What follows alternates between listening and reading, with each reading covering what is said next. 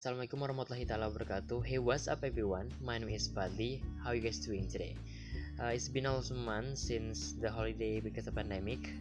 Hari ini hari Minggu tanggal 11 April 2020, jam 9 pagi di Indomaret. Karena pandemik hampir semua kegiatan diliburkan. Saya kuliah libur, tapi tugas nggak libur. Saya nanti next video saya bikin es krim sendiri dengan prinsip kimia. Nah, di kimia terapan yang pernah saya pelajari ada yang namanya sifat koligatif larutan. Salah satu sifatnya yaitu penurunan titik beku. Zat terlarutnya nanti saya pakai garam. By the way, susu cair 1 liter itu sekarang jarang ditemukan, langka lah. Yang ada yang kecil, gak apa-apa, syukuri apa yang ada. Oke, thank you. Muhammad Fadli, X Science. Let's get started. So, bahan pertama saya punya susu cair. Gak usah disebutkan lah mereknya. Ya, pokoknya itulah. Next saya punya gula pasir. Oke, ini gula pasir ya, bukan gula batu. By the way, tapi belum timbang, nanti saya timbang. Oke, next saya punya garam. Ini akan jadi zat terlarutnya nanti yang akan dicampur ke es batu. Oke, next saya punya Oreo. Oke, tapi bukan utama, bukan bahan utama ya, nanti tambahan aja. Terus saya punya choco chip, nanti biar kelihatan es krimnya kelihatan kayak es krim. Next saya punya wafer roll ya, untuk hiasan saja nanti.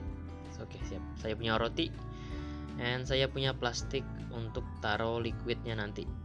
Terus saya punya zipper lock. Ini biasanya kalau kecil untuk obat, tapi bisa yang besar untuk wadah makanan. Terus saya punya gelas ukur biar presisi. Terus saya punya timbangan digital. Oke, itu aja. Thank you. Oke, untuk 200 ml susu cair saya butuh 20 gram gula pasir. Oke, jadi timbangan yang saya punya ini tingkat akurasinya paling kecil adalah 0,1 gram dan bisa sampai 1 gram, tapi kalau disetel ya. Oke, saya sudah punya 20 gram. Oke, lanjut.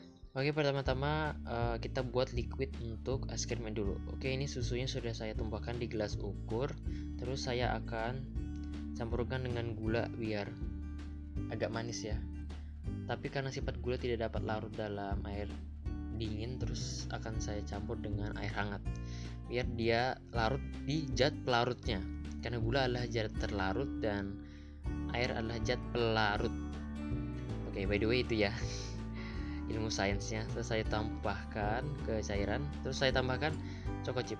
Oke, setengah dulu. Setengah cukup nggak ya? Aduh, nggak tahu. Tumpah semua. Oke, tumpah semua. Terus saya akan tambahkan dengan remahan Oreo ya, biar jadi es krim Oreo lah semua. Oke, sip, mantap. Terus saya akan tambahkan sama sedikit garam biar rasanya seimbang. Ya, kata Google sih begitu. Terus ya ini warnanya berubah karena dia kecampur sama remahan Oreo dan choco chip. And then saya akan ambil plastik bag.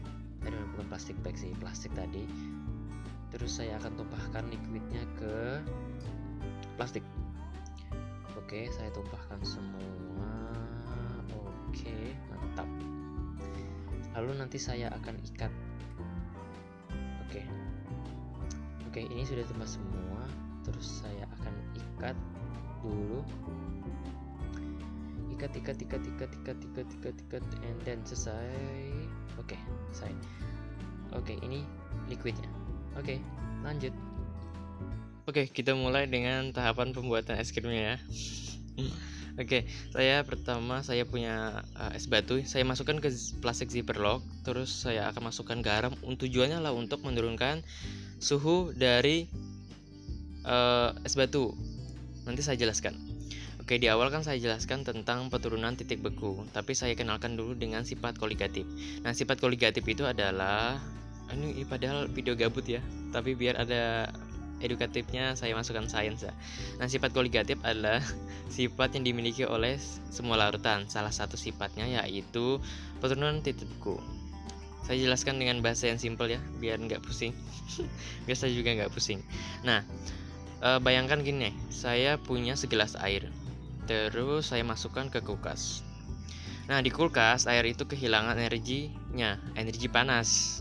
Lalu molekul-molekulnya jadi rapat, jadi kristal es. Itulah mengapa kita punya es batu di dunia ini. Ini saya masukkan liquidnya ke plastik zipper lock ya. Terus saya tutup dan saya aduk. Next, bagaimana dengan larutan? Saya jelaskan, kan di awal ada larutan, pelarut dan zat terlarut. Misalnya bayangkan teman-teman saya punya air atau susu dan saya punya gula. Saya masukkan gula tersebut ke air atau susu, terus saya aduk-aduk. Terus cairan larutan tersebut saya masukkan ke kulkas. Nah, ternyata cairan ini nggak membeku pada suhu 0 derajat, padahal kan air beku pada suhu 0 derajat. Nah, dibutuhkan suhu yang lebih rendah untuk membekukan larutan ini.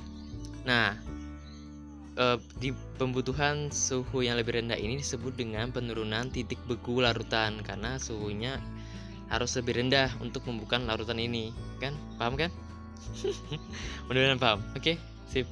Sekarang saya jelaskan bagaimana air, es batu, dan garam bisa membekukan liquid es krim ini.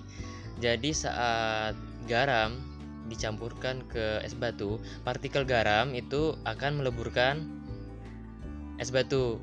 Nah, nanti jadinya larutan garam. Nah, larutan garam ini untuk bisa jadi cair, kan lihat teman-teman, dia jadi cair es batunya. Nah, lihat kan? Nah, butuh energi panas. Nah, lalu dia menyerap energi panas dari cairan es krim dan dirinya sendiri sehingga suhunya turun. Ya, singkatnya garam itu menurunkan suhu dari es batu, begitu. Paham kan? Alright, this is gonna be the last part of my gabut video. Saya punya roti, saya belah dua untuk taruh es krim nanti. Saya punya gelas untuk taruh sebagian es krimnya. Like seriously, ini video gabut, tapi ya lumayan lah ya. Bikin es krim sendiri, ya walaupun, but it looks amazing though. So by the way guys, saya nanti akan hias pakai wafer roll and Oreo. You heard people say, right, that Oreo is the best ever. A lot of foreigners or Indonesians are also crazy on it, but you know, actually I wasn't. But it's really true that how they say Oreo is addictive, because like it wasn't, but after you have it enough times, it gets really addictive. So people, I do love Oreo right now. Thank you so much guys for watching. Comment down below what's your favorite ice cream, and I'll see you guys next time. Thank you. Alright, wait, I'm supposed to rate the taste. It's 10 out of 10. Right? Amazing. Thank you.